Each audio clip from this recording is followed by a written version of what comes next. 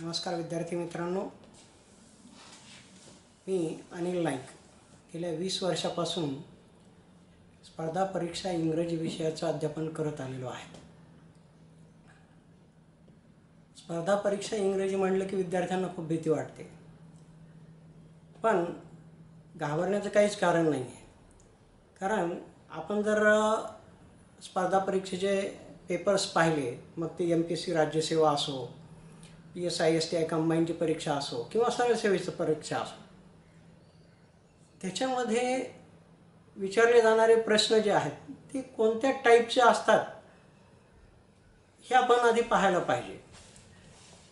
ते बेसिक असतात का खूप हाय लेवलचे असतात? तर असं बेसिक किंवा हाय लेवल असं काही नसतं, सगळंच त्याच्यामध्ये इन्क्लूड असतं।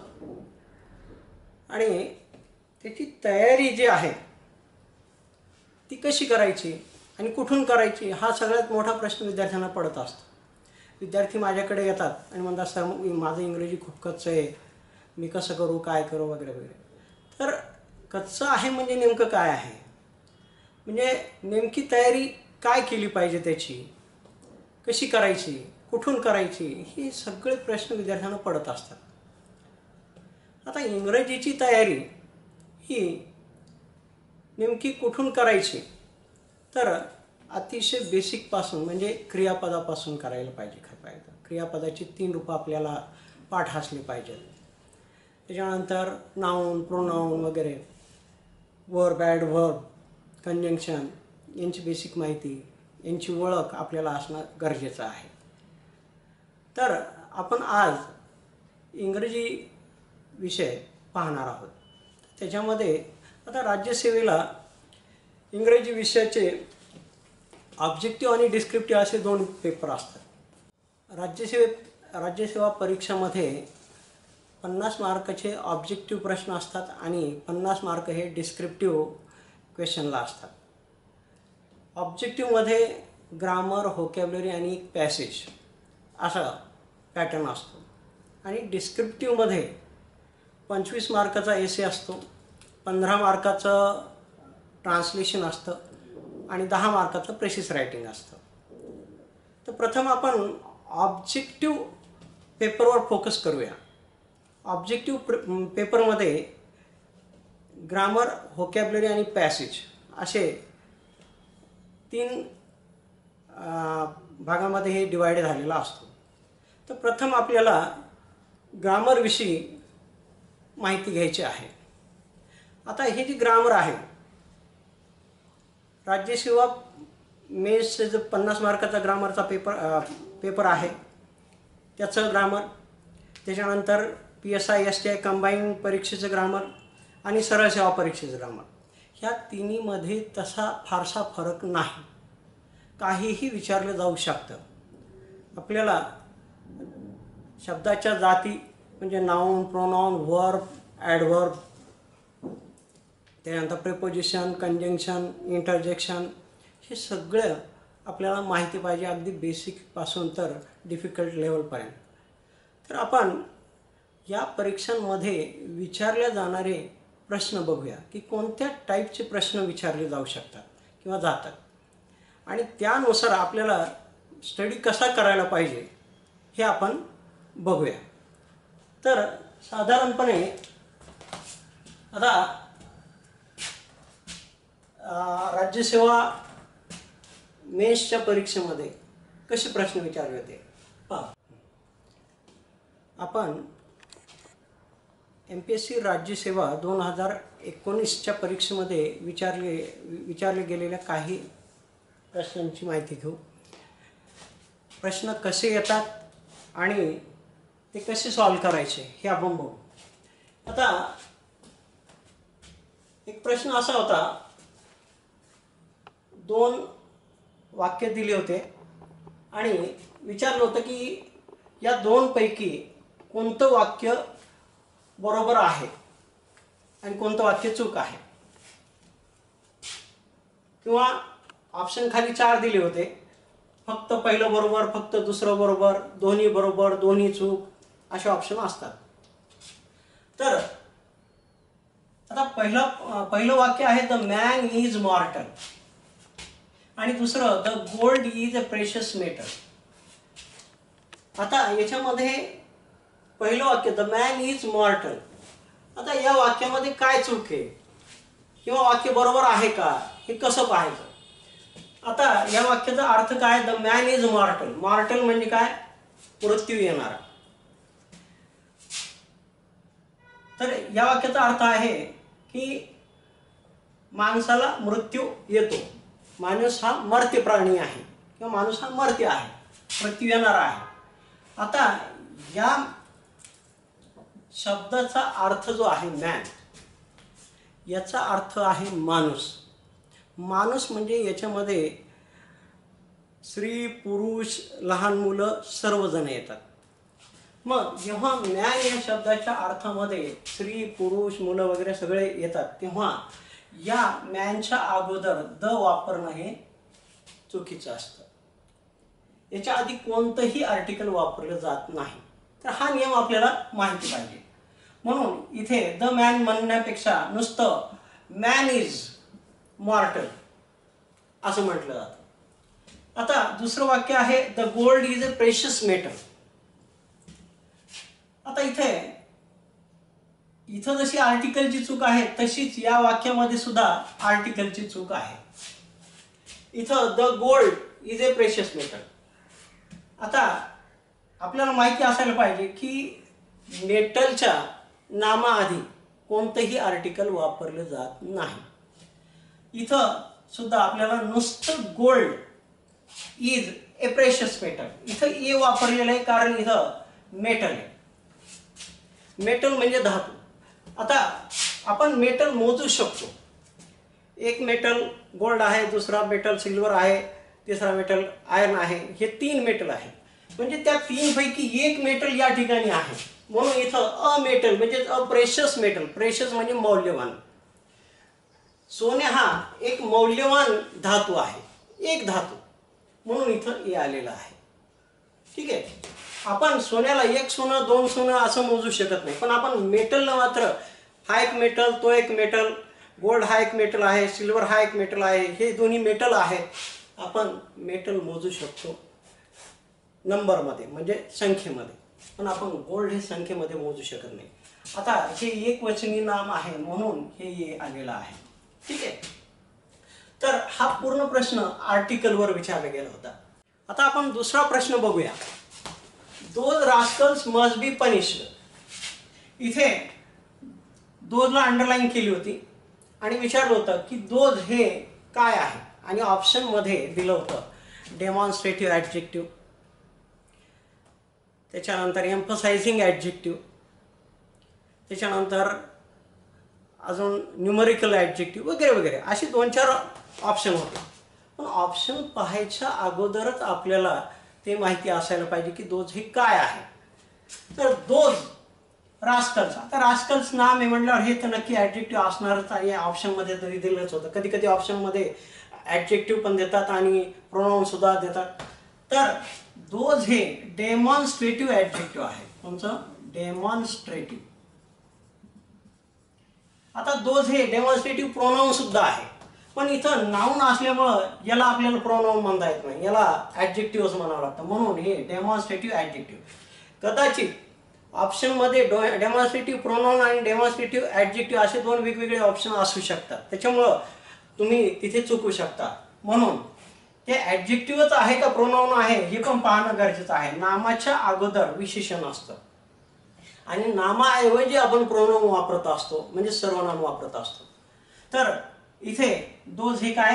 ॲडजेक्टिव्ह. आणि कोणता ॲडजेक्टिव्ह आहे? डेमॉन्स्ट्रेटिव्ह. डेमॉन्स्ट्रेटिव्ह म्हणजे काय? दर्शक. दर्शक म्हणजे काय? दर्शवणे, दर्शवणारा. आपण धिस, दॅट, दीज, दोज हे शब्द दर्शवण्यासाठी वापरतो. दिस इज अ बुक. तर धिस हे पुस्तक आहे, आपण हे पुस्तक आहे म्हणतो. दॅट इज माय सेलफोन, तो माझा सेलफोन आहे. तर आपण हे these, that, these, those, these, these म्हणजे काय? हे आहे, हे माझे मित्र आहेत. These are my friends. तर दीज हे सर्वनाम, दीज आर. दीजच्या नंतर आपण नाउन वापरलं नाही म्हणून दीज हे सर्वनाम होतं. इथं आपल्याला दिलेलं आहे दोज रास्कल. दोज म्हणजे काय? ते, त्या, ती. दोज रास्कल्स म्हणजे ते रास्कल्स, ते बदमाश लोक, मस्ट बी पनिश, त्यांना त्या बदमाश लोकांना शिक्षा करायला पाहिजे, शिक्षा झालीच पाहिजे. तर दोज हे काय आहे, डेमॉन्स्ट्रेटिव्ह ॲडजेक्टिव्ह आहे. त्याच्यानंतर अजून एक प्रश्न विचारला होता. प्रश्न असा होता, ॲन ॲडव्हर्ब क्वालिफाईज, आणि पुढे रिकामी जागा दिली होती. आता याच्यामध्ये 4 ऑप्शन दिले होते आणि त्याच्या खाली पुन्हा 4 ऑप्शन दिले होते. पहिला ऑप्शन दिला होता ओनली ए अँड बी, दुसरा ओनली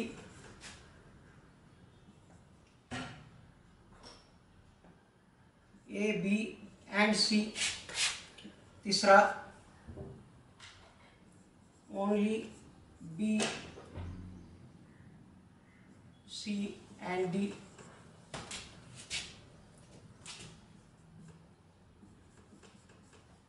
आणि चौथा ऑल ऑफ द अबव. असे ऑप्शन दिले जाऊ शकतात. ऑप्शन काही असो, आपल्याला उत्तर आधीच माहिती असलं पाहिजे. आता इथं सरळ सरळ विचारलं होतं ॲन ॲडव्हर्ब क्वालिफाईज, म्हणजे इथे तुम्हाला ॲडव्हर्बची व्याख्या माहिती पाहिजे, ॲडव्हर्बचं कार्य काय आहे हे माहिती पाहिजे. ॲडव्हर्ब म्हणजे क्रियाविशेषण.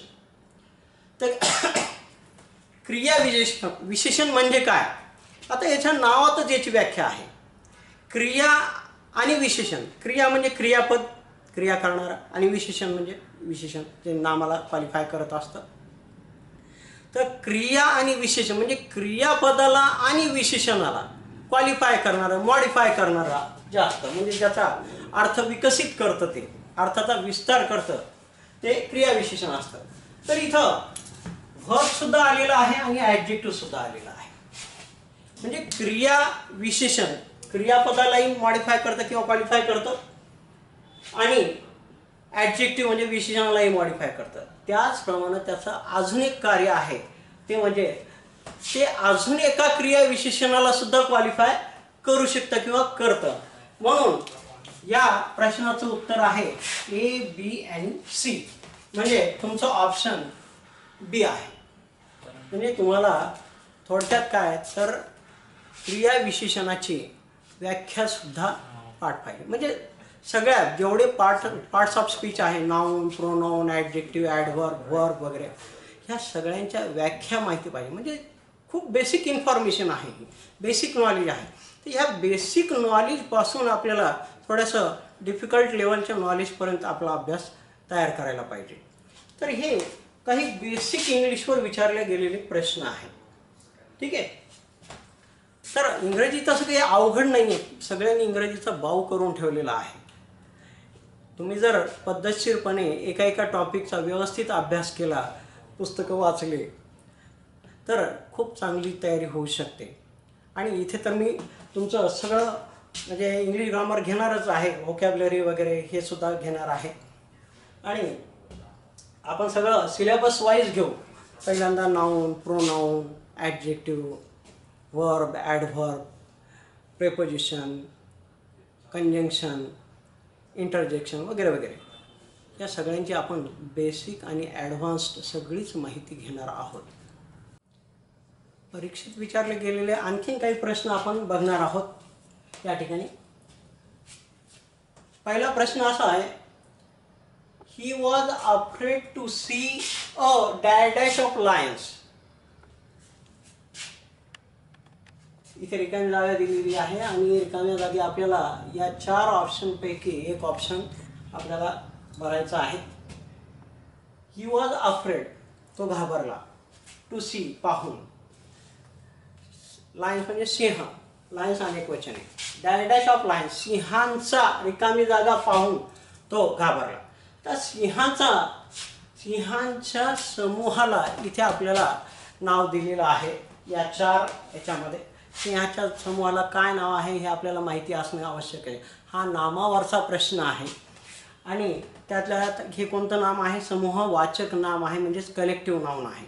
सिंहाच्या समूहाला काय म्हणतात, सिंहाच्या समूहाला प्राईड म्हणतात.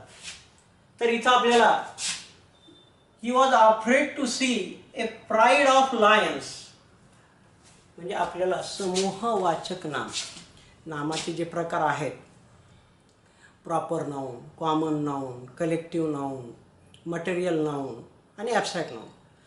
तर ही नामाचे प्रकार आपल्याला माहिती पाहिजेत आणि कशाच्या समूहाला काय म्हणतात. तर ॲटलिस्ट आपल्याला किमान 50 समूहांचे तरी नावं पाठ पाहिजे, म्हणजे आपल्याला हे प्रश्न सॉल्व करता येतात. अतिशय बेसिक माहिती आहे, अवघड काहीही नाही आहे. दुसरा एक प्रश्न, आणि हे जे प्रश्न आहेत हे राज्यसेवेच्या मेन्समध्ये विचारलेले प्रश्न आहेत आणि असेच प्रश्न PSI STIच्या कंबाईनला सुद्धा विचारले जातात, सरळ सेवेला सुद्धा विचारले जातात. म्हणून आपण असं वर्गीकरण करू शकत नाही की हे सरळ सेवेचं इंग्रजी आहे, हे राज्यसेवेचं आहे, हे PSI STIचं आहे, हे लो लेवलचं आहे, हे हाय लेवलचं आहे. अशी लेवल कुठेच नसते, प्रश्नांना लेवल नाही. तुम्ही कुठल्याही स्पर्धा परीक्षेची तयारी करत असाल तर तुम्हाला सगळ्या परीक्षांसाठी सारखाच अभ्यास करणं आवश्यक आहे, अतिशय बेसिकपासून डिफिकल्ट लेवलपर्यंत. ठीक आहे, अभ्यास पूर्ण असणं गरजेचं आहे. त्याच्यानंतरचा प्रश्न पहा. प्रश्न असा विचारला आहे, identify transitive and intransitive words in the given sentences. खालील दिलेल्या वाक्यामध्ये जे क्रियापद आहेत ते ट्रान्झिटिव्ह आहेत का इनट्रान्झिटिव्ह आहेत हे ओळखा म्हणून सांगितलेलं आहे. आयडेंटिफाय म्हणजे काय, ओळखा. तर आता याच्यामध्ये क्रियापद कुठे आहे, तर कर्त्यानंतर क्रियापद येतं. वाक्याच्या सुरुवातीला कर्ता असतो, या तिन्ही वाक्यामध्ये कर्ता आहे आणि कर्त्यानंतर हे जे दिसते तुम्हाला 2 नंबरला हे क्रियापद आहे. तर इथं रिवाइव्ड, इथं चेस्ट आणि इथं सॅंग हे 3 क्रियापद आहेत. तर हे 3 क्रियापद हे ट्रान्झिटिव्ह आहेत का इनट्रान्झिटिव्ह आहेत हे आपल्याला ओळखायचं आहे. तर आता पहिलं रिवाइव्ड पहा. आता हे ट्रान्झिटिव्ह आहे. ट्रान्झिटिव्ह म्हणजे काय मराठीत आधी समजून घ्या. ट्रान्झिटिव्ह म्हणजे सकर्मक आणि इनट्रान्झिटिव्ह म्हणजे अकर्मक. म्हणजे हे आपल्याला हा प्रश्न क्रियापदावर विचारलेला आहे, क्रियापदाच्या प्रकारावर विचारलेला आहे. क्रियापद सकर्मक आहे का अकर्मक आहे, ट्रान्झिटिव्ह आहे का इनट्रान्झिटिव्ह आहे हे आपल्याला सांगायचं. आपल्याला जर मराठीत माहिती असेल की सकर्मक म्हणजे काय, अकर्मक म्हणजे काय, तर आपल्याला इंग्रजी समजणं अतिशय सोपं जातं. सकर्मक म्हणजे ट्रान्झिटिव्ह म्हणजे काय, तर पहा, जर वाक्यामध्ये हा कर्ता जो आहे तो जर कर्मावर क्रिया करत आहे, म्हणजे क्रियापदानंतर कर्म आलेला असेल, तर इथे जे आलेलं आहे ते कर्म आहे की नाही हे आधी बघा. कारण ज्या क्रियापदानंतर कर्म येतं त्या क्रियापदाला आपण ट्रान्झिटिव्ह वर्ब असं म्हणतो. उदाहरणार्थ आता मी इथे एक वाक्य लिहितो, आय राईट अ लेटर. आता इथं लिहिणारा कोण आहे, मी आहे. काय करतोय, लिहितोय. काय लिहितो, तर पत्र लिहितो. क्रियापदाला काय आणि कोणाला हे 2 प्रश्न विचारले असतात. कोणत्याही एकाचं जरी उत्तर मिळालं तर ते कर्म असतं. आणि इथं काय लिहितो, पत्र लिहितो. म्हणजे पत्र हे कर्म आहे, लेटर हे कर्म आहे. मग काय या प्रश्नाचं उत्तर मिळालं म्हणजे वाक्यात कर्म आहे, म्हणून हे क्रियापद काय झालं, सकर्मक म्हणजे ट्रान्झिटिव्ह वर्ब झालं. त्याचप्रमाणे आपल्याला इथे सुद्धा प्रश्न विचारूनच उत्तर काढावं लागेल. त्याच्यासाठी आपल्याला या क्रियापदाचा अर्थ, या वाक्याचा अर्थ लावणं आवश्यक आहे. द रेन, आता रेन म्हणजे पाऊस. रिवाइव्ह करणं म्हणजे काय, पुनर्जीवित करणं. तर rain revive the wilting shrub. Wilting म्हणजे काय, तर कोमेजलेले. तर पावसाने कोमेजलेले, श्रब म्हणजे काय, झुडूप, छोटे छोटे झाड. तर पावसाने कोमेजलेल्या झुडपांना पुनर्जीवित केलं. तर कोणाला पुनर्जीवित केलं, काय आणि कोणाला, हे 2 प्रश्न विचारायचे क्रियापदाला. तर क्रियापदाला आपण काय पुनर्जीवित केलं हे विचारण्यापेक्षा कोणाला पुनर्जीवित केलं, तर विल्टिंग श्रबला म्हणजे या झुडपांना. तर कोणाला या प्रश्नाचं उत्तर मिळालं म्हणजे आपल्या वाक्यामध्ये ऑब्जेक्ट आहे. ऑब्जेक्ट आहे म्हणजे हे क्रियापद झालं ट्रान्झिटिव्ह म्हणजे सकर्मक. कारण सकर्मक ज्याला कर्माची गरज असते, ज्याच्यानंतर कर्म येतं ते सकर्मक असतं. म्हणजे हे क्रियापद झालं ट्रान्झिटिव्ह वर्ब म्हणजे सकर्मक क्रियापद. ठीक आहे. आता दुसरा प्रश्न आहे, दुसरं वाक्य आहे, the dog chased the man. डॉगने म्हणजे कुत्र्याने त्या माणसाचा पाठलाग केला. आपण काय आणि कोणाला हे प्रश्न विचारतो, परंतु काही वाक्यांमध्ये ह्या दोन्ही प्रश्नाच्या ऐवजी अजून एक कोणाचा हा एक प्रश्न म्हणजे प्रश्न विचारावा लागतो. The dog chased the man. डॉगने त्या माणसाचा पाठलाग केला. कोणाचा केला? आपण जर इंग्रजीमध्ये प्रश्न विचारला, द डॉग चेस्ड हुम. हुम म्हणजे कोणाला होतं आणि हुम म्हणजे कोणाचं पण होऊ शकतं या वाक्यानुसार. द डॉग चेस्ड हुम. हुम तर त्याचं उत्तर येतं मॅन. त्या कुत्र्याने त्या माणसाचा पाठलाग केला. म्हणजे ही क्रिया कोणावर क्रिया करतो तो पाठलाग करण्याची? या माणसावर. म्हणजे इथं कर्म आहे, म्हणून हे सुद्धा ट्रान्झिटिव्ह व्हर्ब होतं.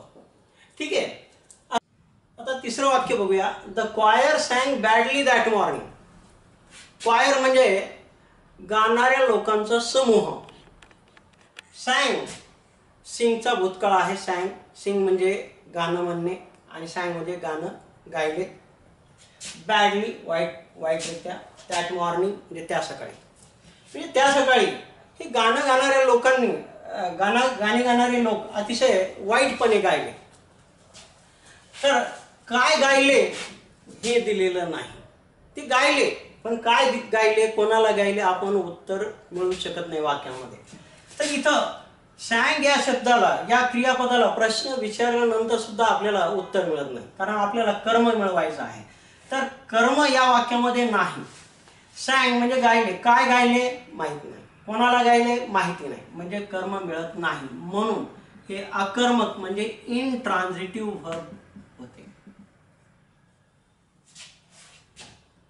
म्हणजे प्रश्न जे विचारले जातात ते नाउन, प्रोनाउन, ॲडजेक्टिव्ह, ॲडव्हर्ब, व्हर्बचे प्रकार, प्रोनाउनचे प्रकार, ॲडजेक्टिव्हचे प्रकार, या सगळ्या विषयावर प्रश्न विचारले जातात.